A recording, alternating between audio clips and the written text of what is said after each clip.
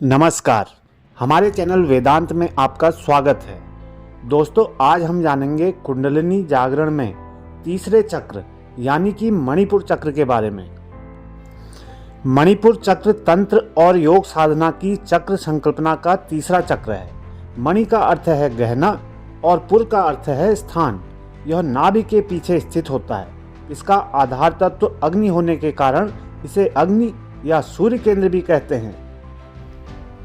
साधक की कुंडलिनी के मणिपुर चक्र में पहुंचने पर वह स्वाधिष्ठान चक्र के निषेधात्मक पक्षों पर विजय पा लेता है। इसके साथ ही उसे स्पष्टता, आत्मविश्वास, आनंद, आत्मभरोसा, ज्ञान, बुद्धि और सही निर्णय लेने की योग्यता जैसे बहुमूल्य मणियों सरीखे गुण प्राप्त होते हैं। यह चक्र स्फूर्ति का केंद्र है। यह साधक का स्वास्थ्य सुदृढ़ और पुष्ट करने के लिए उसकी ऊर्जा नियंत्रित करता है। यह ब्रह्मांड से प्राण को अपनी ओर आकर्षित करता है। यह चक्र अग्नाशय और पाचन तंत्र की प्रक्रिया को विनियमित करता है। इस केंद्र में अवरोध, पाचन में खराबियां, परिसंचारी रोग, मधुमेह और रक्तचाप में उतार चढ़ाव जैसी कई स्वास्थ्य समस्याओं का कारण बन सकता है। इस चक्र का प्रतिनिधि रंग पीला है। इसका प्रतिनिधि पशु मेष है। इसका अनुरूप तत्व अग्नि है। इसका प्रतीक चिन्ह 10 पंखुड़ियों वाला कमल है। यह मानव शरीर की सभी प्रक्रियाओं का नियंत्रण और पोषण करने वाले 10 प्राणों का प्रतीक है। इसका दूसरा चिन्ह प्रतीक नीचे की ओर शीर्ष बिंदु वाला त्रिभुज है। यह ऊर्जा के फैलाव, उद्गम और विकास का द्योतक है। इस चक्र के देवता ब्रह्म या लक्ष्मी हैं। विष्णु उदीयमान मानव चेतना के प्रतीक हैं। लक्ष्मी भौतिक और आध्यात्मिक समृद्धि की प्रतीक है। इसका मंत्र है रम। अब जानते हैं मणिपुर चक्र को कैसे जागृत कर सकते हैं। मणिपुर चक्र को एक चमकीले सुनहरे पीले रंग द्वारा दर्शाया गया है। इसलिए आप अपने आहार में पीले फल या सब्जियों को शामिल कर सकते हैं। इस चक्र को जागृत करने के लिए आप योग और ध्यान की मदद भी ले सकते हैं। इसको जागृत करने के लिए आप कुछ उपाय कर सकते हैं। अपने मणिपुर चक्र को संतुलित करने के लिए ध्यान का अभ्यास करें। शुरू करने के लिए आप इन सरल चरणों का पालन कर सकते हैं। किसी भी शांत और शुद्ध वातावरण में बैठें।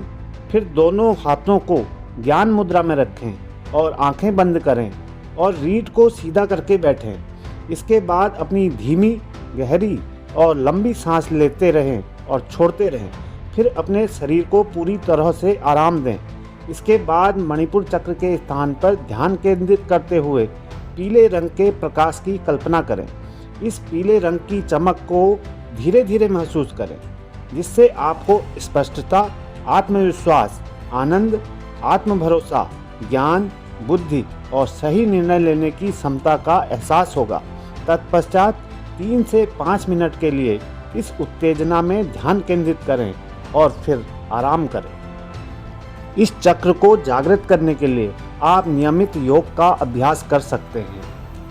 मणिपुर चक्र को जागृत करने और संतुलित करने में योगासनों का काफ़ी महत्व है। कई ऐसे विशिष्ट योग हैं जो मणिपुर चक्र को लक्षित करते हैं। जैसे वीरभद्रासन का अभ्यास करने से आत्मविश्वास का निर्माण होता है और मणिपुर चक्र संग्रहित हो सकता है। इस चक्र के लिए सूर्य नमस्कार फायदेमंद है। यह शरीर को फुर्तीला और ऊर्जा से भरपूर बना देता है। पेट की मांसपेशियों को मजबूत करने, पाचन को संतुलित करने और व्यक्तिगत सशक्तिकरण की भावना लाने के लिए नाव मुद्रा या नवासना एक और शानदार आसन है जो तीसरे चक्र से संबंधित है। अब जानते हैं मणिपुर चक्र के फायदे। जिस व्यक्ति की चेतना या ऊर्जा यहाँ एकत्रित है, उसे काम करने की धुन सी रहती है। ऐसे लोगों को कर्मयोगी कहते हैं। ये लोग दुनिया का हर कार्य करने के लिए तैयार रहते हैं। आपने कार्य को सकारात्मक आयाम देने के लिए इस चक्र पर ध्यान लगाएं। इस चक्र के सक्रिय होने से तृष्णा, ईर्ष्या, चुगली, लज्जा, भय, घृणा, मोह आदि कल्मश दूर हो जाते हैं। यह चक्र मूल रूप से आत्मशक्ति प्रदान करता है। आत्मवान होने के लिए यह अनुभव करना जरूरी है कि आप शरीर नहीं, आत्मा हैं। आत्मशक्ति, आत्मबल और आत्मसम्मान के साथ जीवन का कोई भी लक्ष्य दुर्लभ नहीं। सिद्धियां प्राप्त करने के लिए आत्मवान होना जरूरी है। इससे सिद्धियां प्राप्त होती हैं। जब हमारी चेतना मणिपुर चक्र में पहुंच जाती है, तब हम स्वाधिष्ठान के निषेधात्मक पक्षों पर विजय प्राप्त कर लेते हैं। दोस्तों, आज के लिए इतना ही। मिलते हैं एक नए विषय के साथ। धन्यवाद।